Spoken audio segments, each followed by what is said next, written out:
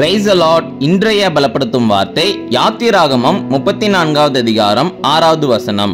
Exodus chapter 34 verse 6. கர்த்தர் இரக்கமும் கிருபையும் நீடிய சாந்தமும் மகா தயையும் சத்தியமும் உள்ள தேவன். The Lord God merciful and gracious, long suffering and abounding in goodness and truth. ஹல்லேலூயா. கர்த்தர் மிகவும் இரக்கமுள்ள தேவன். அதனாலதான் அவர் நம்மளுடைய வாழ்க்கையில என்ன பாவங்கள் நம்ம செய்திருந்தாலும் கூட அவர் இரக்கமாக அதை மன்னித்து நமக்கு கிருபை கொடுக்கிறார்.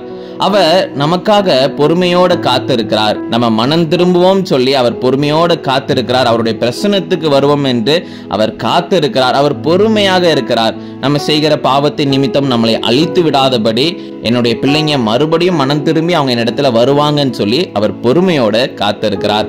அவர் நம்மளுடைய வாழ்க்கைக்கு அவர் ஒரு விடுதலையை கொடுக்கிறார், வெளிச்சமாக இருக்கிறார். அப்ப யோசிச்சு பாருங்க, கர்த்தரை நம்மளுடைய வாழ்க்கையில நம்ம பிடித்து கொண்டோம் அப்படின்னா அவர் நிச்சயம் நமக்குள்ள ஒரு பெரிய மாற்றத்தை உருவாக்குவார், நம்முடைய வாழ்க்கையிலும் ஒரு பெரிய மாற்றத்தை உருவாக்குவார். அதனாலதான் ஒவ்வொரு நாளும் ஜெபம் பண்ணுங்க, வேதம் வாசிங்கன்னு நம்ம சொல்லுறோம். நீங்களும் ஒவ்வொரு நாளும் வேதத்தை வாசிங்க, தியானிங்க, கர்த்தரோட பேசுங்க, கர்த்தரோட நடக்கிறதுக்கு உங்களை அர்ப்பணிங்க.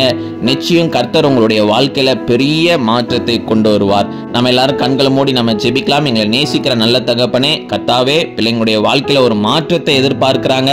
ஆண்டவரே, நீங்க பிள்ளைங்களுடைய வாழ்க்கையில கிரியை செய்யுங்க, நீங்க மாற்றத்தை கொடுங்க. ஆண்டவரே, பிள்ளைங்களை மன்னித்து கிருபையாக வழி நடத்துங்க. நீங்க ஒவ்வொரு காரியங்களையும் தேவைகளை சந்தித்து ஆண்டவரே இயேசுப்பா கூடயே இருந்து வழி நடத்துங்க.